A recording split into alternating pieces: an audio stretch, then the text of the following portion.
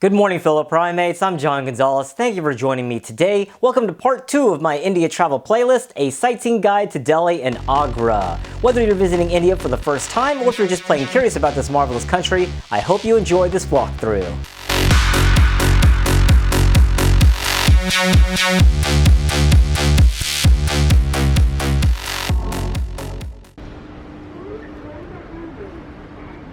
First, let's get past the giant hands guarding the immigration area, exchange some money, and grab a prepaid taxi to the hotel.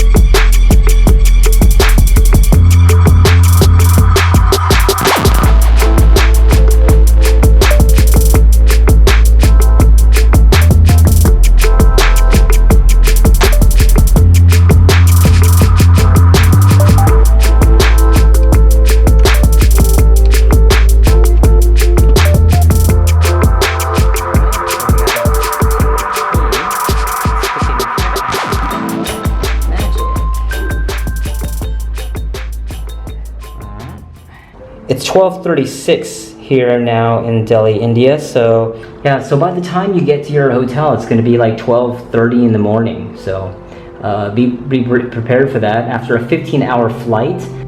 And look at the temperature forecast for the entire week: 100, 99, 101. After a good night's sleep, I'll pig out on the all-you-can-eat breakfast buffet and head to the market.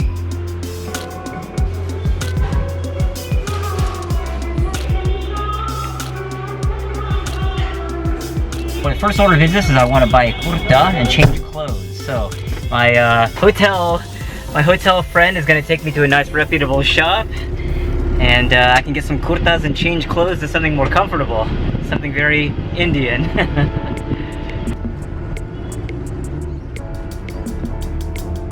There's this thing I like to do whenever I travel. Let's go to the market on day one and buy some traditional clothes of that country that I'm in.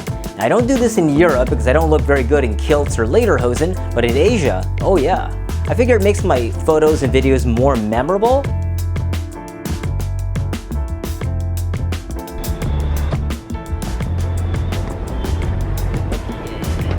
Let's talk about haggling for a minute. In the West, prices for things you buy are generally posted clearly in advance and are not negotiable. But in other parts of the world, like India, you'll have to negotiate the price of a bottle of water, taxi fares, clothing, and other things that you buy on the street. This is not the case in restaurants and hotels, but it's still a common practice. A good host may offer you a beverage which in no way obligates you to buy anything if you accept the drink. Bargain casually and never let the conversation upset you.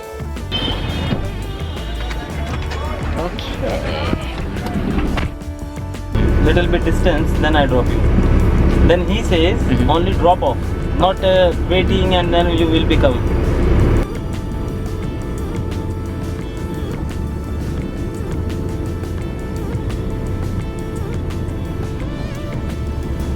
One of the first things you learn about traffic here is that there are no rules. The lines are just inconveniences. There's no right of way, it's just try not to hit anybody else and be respectful and courteous. 1, 2, 3, 4, and 5 kurtas, because I'll probably be here, I'm expecting for 5 days. Now that I've got my kurtas, I'm going to change into one of them and maybe feel a little bit more comfortable in this 100-degree weather. Bam! Just like that. Into my kutra from Western to Eastern clothes in a snap. Okay, here's me, and here are these pants. I look like a Subway weight loss commercial. So there's a very special reason why This clothier is named Swastika Traders. It sounds obviously disturbing if you're not familiar with the history of the swastik, or the swastik. Instead of thinking of Nazi Germany, the swastik is actually a symbol of peace. Hitler inverted the direction of the symbol to mean the opposite of peace, because the swastik is going in one direction and the Nazi swastika goes the other direction. And that's not an accident.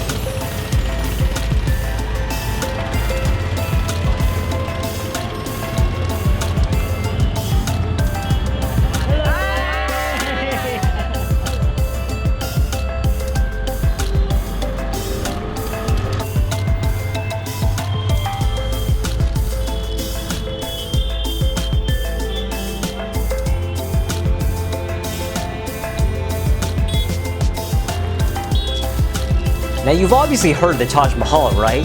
Well, the same emperor who commissioned the construction of the Taj Mahal also built this red fort with the same architect more than 100 years before America declared its independence from Great Britain. It's made from red sandstone located in the center of Delhi. The emperor's name was Shah Jahan, and he named this city Shah Jahanabad after himself. This was the capital and the imperial residence. Every year on Independence Day, August 15th, the Prime Minister raises the flag here and delivers a speech to the nation.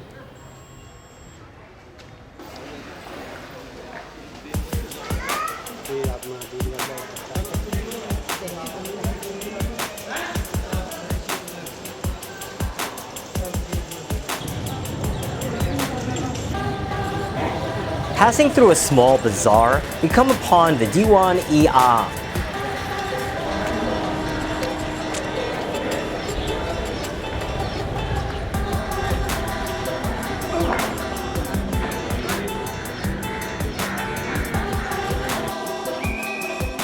This elevated stage was used to host state functions.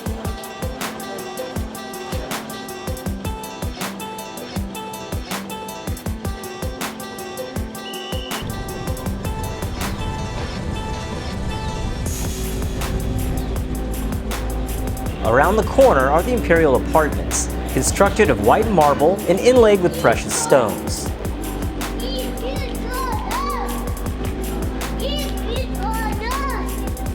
One of the things that hasn't changed in 15 years since I was last back here in India was I'm overwhelmed by just how friendly everybody is, by just how interested everyone is. You know, a smile and a handshake and a hello goes a very long way here in India, and I love that.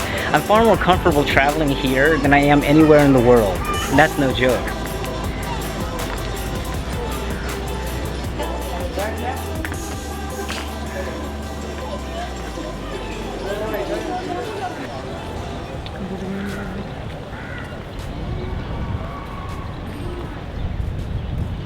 The imperial gardens you see here are in the process of being restored.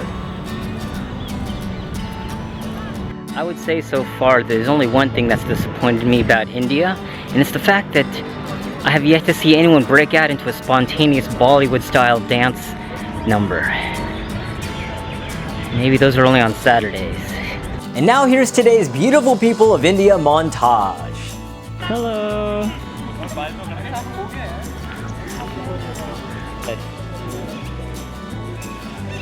Yes! Hello! Hey! Hi! Hello from Delhi!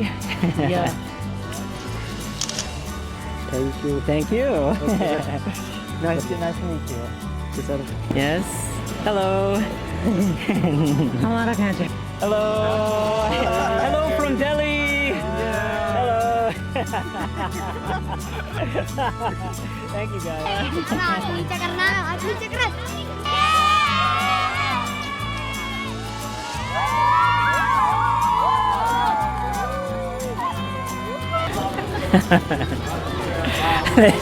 I didn't expect the entire crowd of kids to stand up when I did that, but they all did. I'm John Gonzalez. Thank you for watching. Come back next week for part 3 of my India travel playlist, a sightseeing guide to Delhi and Agra. Please click the subscribe button below if you'd like to encourage me to make more videos like this. I am grateful. Remember to enjoy your life. It's the only one you have.